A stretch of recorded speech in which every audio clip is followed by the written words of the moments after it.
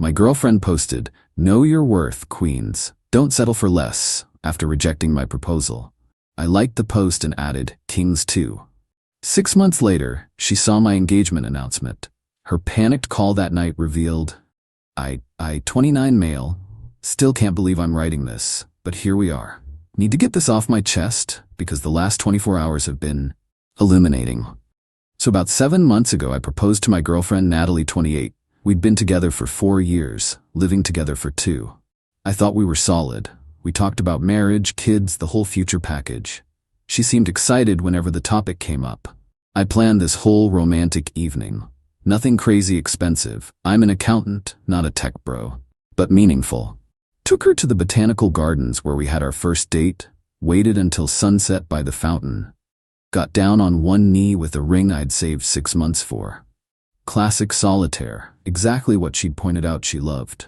She said no. Not "I need time to think" or "let's talk about this." Just no. Said she wasn't ready. Felt like we were moving too fast after 4 years. Needed to find herself and explore what's out there. I'm standing there with a ring like an idiot while families are watching. The drive home was silent. She moved out 3 days later to stay with her friend Melissa. We were done. Just like that. Here's where it gets interesting. That same night, she posts on social media, "Know your worth, queens. Never settle for less than you deserve. Chaff level up, boss babe, know your value." The comments were exactly what you'd expect. Yes, queen. You deserve the world. Never settle. Her friends hyping her up like she just escaped from prison instead of rejecting someone who loved her. I sat there at 2 a.m. scrolling through this. 4 years.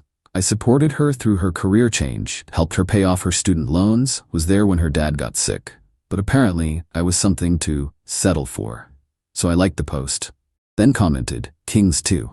The silence after that was deafening. She deleted my comment within an hour, but not before mutual friends saw it. Whatever. I went into autopilot mode. Work, gym, sleep, repeat. Deleted social media apps from my phone, focused on myself. Started therapy because why not? Best decision ever, BW. Helped me realize I'd been making myself smaller to make her feel bigger. About 2 months later, my coworker Jenna, 26F, asked if I wanted to grab coffee after a brutal audit we'd survived together. Just as friends, she knew about the breakup. We started hanging out. She was different, direct, knew what she wanted, appreciated things I did instead of always wanting more.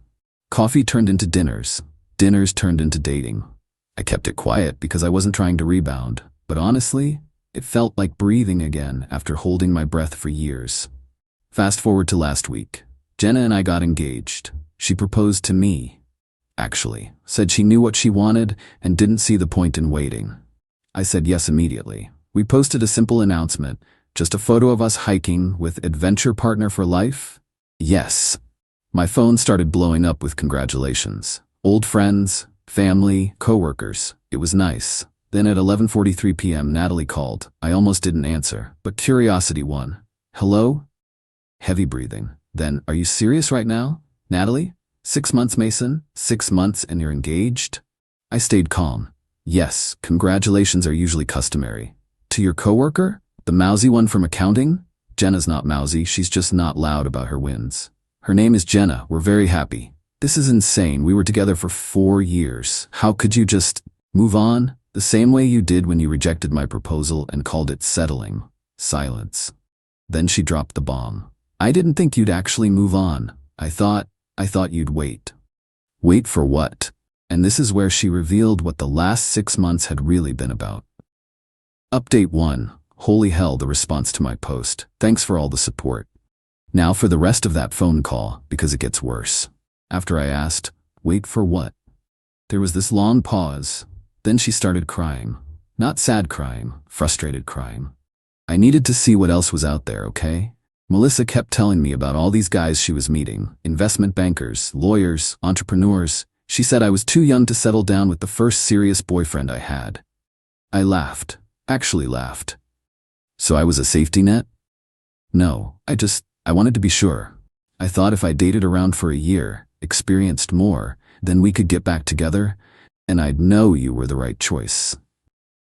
By rejecting my proposal publicly? I didn't think you'd see the post. We have 137 mutual friends on there, Natalie. She got defensive then.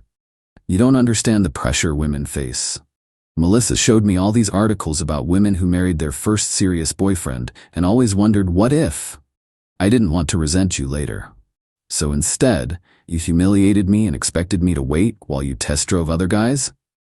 It wasn't like that. I barely dated anyone. Now that was interesting. Barely? More silence. Then, the guys Melissa introduced me to were different than I expected. Turns out Queen Natalie's leveling up journey didn't go as planned. The investment banker only wanted hookups. The lawyer ghosted her after 2 dates when she wouldn't sleep with him. The entrepreneur was actually unemployed and living with his parents, just had a good Instagram game. I realized pretty quickly that what we had was special. I was going to reach out at the 1-year mark, make it seem like I'd grown and was ready. You'd propose again, and we'd live happily ever after based on a lie? It wasn't a lie. I did grow. I learned what I wanted. Yeah, you learned you wanted your backup plan. Sorry, but this safety net found someone who chose me first. She lost it. Started screaming about how Jenna was a downgrade and a rebound. How I was rushing into things to hurt her. How our mutual friends thought it was suspicious how fast I moved on. I stayed calm. Natalie, you ended our relationship. You made it clear I wasn't enough. I respected that and moved on. I found someone who thinks I'm her first choice, not her safe option after testing the market. You're making a huge mistake. She doesn't even know you like I do. You're right. She doesn't know the me who dimmed his light to make someone else comfortable. She knows the version who shows up fully. I like him better. Then she hit me with, when you realize what you've lost and come crawling back, I won't be waiting. Good, because I won't be crawling anywhere. Goodbye, Natalie. I hung up. Thought that was the end of it. I was wrong. Update 2. It's been 3 days since the phone call. Buckle up because Natalie and her crew went from 0 to 100 real quick. First, Melissa started. She DM'd Jenna on Instagram before Jenna even knew who she was. The message was a masterpiece of manipulation. Hey girl, just wanted to reach out woman to woman. I'm friends with Mason's ex, and I thought you should know some things about your fiancé. He's clearly using you as a rebound. He was obsessed with Natalie, proposed after hounding her for months. When she said she needed time to think, he basically stalked her social media. Now he's love-bombing you to make her jealous. Don't fall for it. You seem sweet, and you deserve better than being someone's revenge relationship. Jenna showed me immediately. We laughed about it. Then she responded, thanks for the concern, though I'm curious why you're more invested in my relationship than your friend's dating life. How'd those setups work out for her? Melissa blocked her immediately. Meow. But they weren't done. Next came the flying monkeys, mutual friends who suddenly needed to check in on me. Brad, who I hadn't talked to in months. Hey bro, heard about the engagement. Quick turnaround, huh? You sure you're not rushing? My college roommate Derek. Dude, Natalie's really torn up. Maybe you guys should talk? Even my cousin texted. Natalie reached out to me. She's worried about you making impulsive decisions. Maybe slow down? The audacity. I posted one thing on social media. Funny how people who didn't check on you during your healing suddenly care about your happiness. 20 minutes later, Natalie called from a different number. I'd blocked her main one. I answered because I knew this would be good. Mason, we need to talk about this maturely. We really don't. You're clearly hurt and acting out. I get it, but destroying what we had over pride. What we had a relationship where you were apparently shopping for upgrades while keeping me as a backup. We had 4 years where I thought we were building something together while you were waiting for something better. That's destroyed, Natalie. You destroyed it. I made a mistake. People make mistakes. Your mistake was thinking I'd wait around while you figured out if you could do better. My mistake was proposing to someone who was already 1 foot out the door. So you're marrying Jenna out of spite? I'm marrying Jenna because she looked at me and thought, yes, he's the one. No doubts. No, let me see what else is out there. Just yes. She switched tactics. What about everything I helped you through? When you were stressed about your CPA exams? When your mom was sick? I was there. You were. And I was there when your dad had surgery. When you switched careers. When your anxiety was bad, that's what partners do. But it doesn't mean you own my future. I know you, Mason. This isn't you. You don't move this fast. You analyze everything. Maybe that's because I spent 4 years analyzing how to make you happy instead of asking if I was happy. Silence. Then in a small voice, were you not happy? I was happy enough.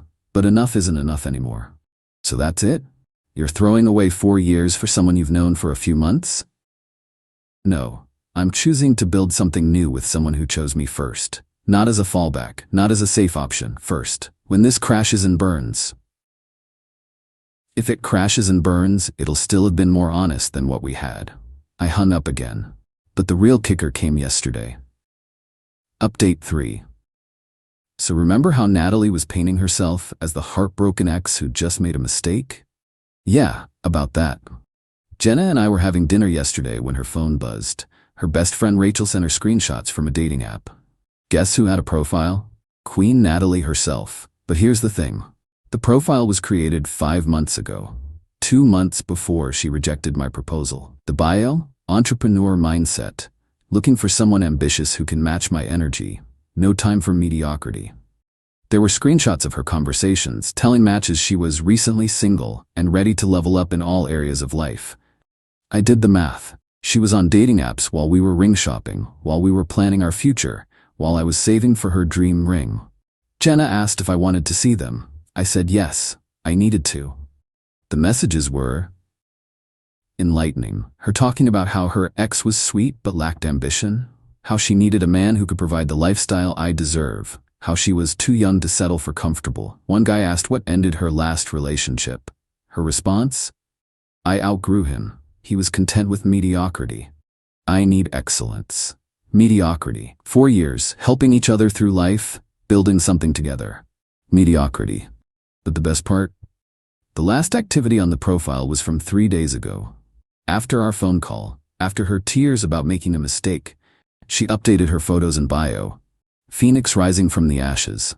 Know your worth and add tax. I sat there staring at these screenshots and just laughed.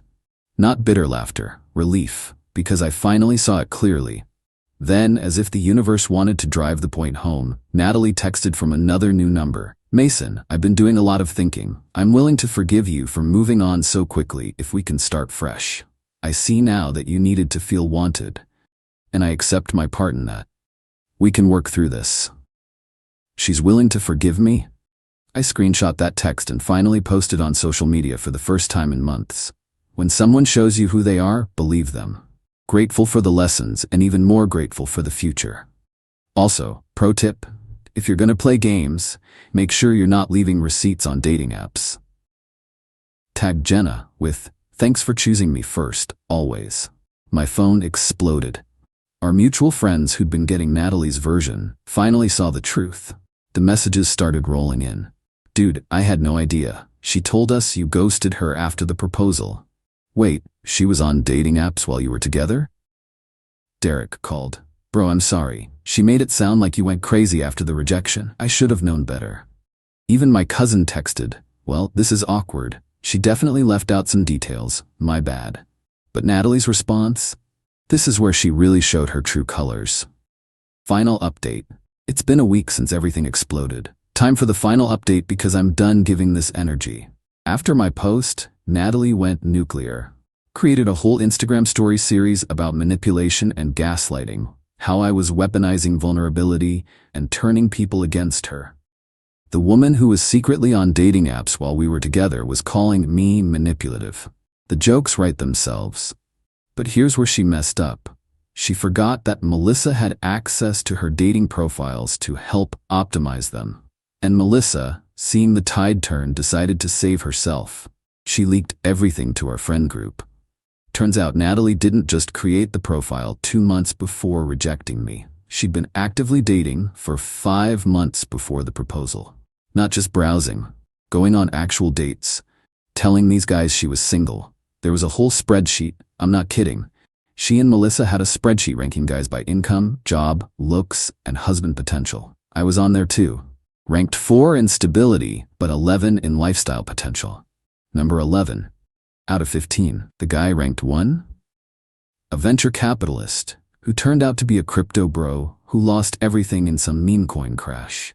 She'd been talking to him for months, planning to monkey branch to him. But when his empire collapsed 2 weeks before I proposed, suddenly I looked better. She rejected my proposal not to find herself, but because she thought she could do better than number 11. When the dating apps didn't deliver the upgrade she wanted, she planned to come back to reliable 11. Melissa sent all of this to our group chat with, "I can't keep lying for her. She used me too." The group chat went silent, then exploded. People were mad, not just at the cheating, but at the manipulation. How she'd made everyone pick sides based on lies. How she'd painted me as the bad guy rushing into a rebound. Natalie tried damage control. Posted about fake friends and betrayal. How everyone was misunderstanding the situation. Then the ultimate victim card. As a woman, I'm not allowed to have standards without being crucified. Standards. That's what she called it. She started losing followers by the hour. The guys she'd been talking to while we were together started sharing their own screenshots. One included her saying she was waiting for her boyfriend to propose so she could see the ring before deciding. She was going to judge whether to say yes based on the ring. Not our relationship, the ring.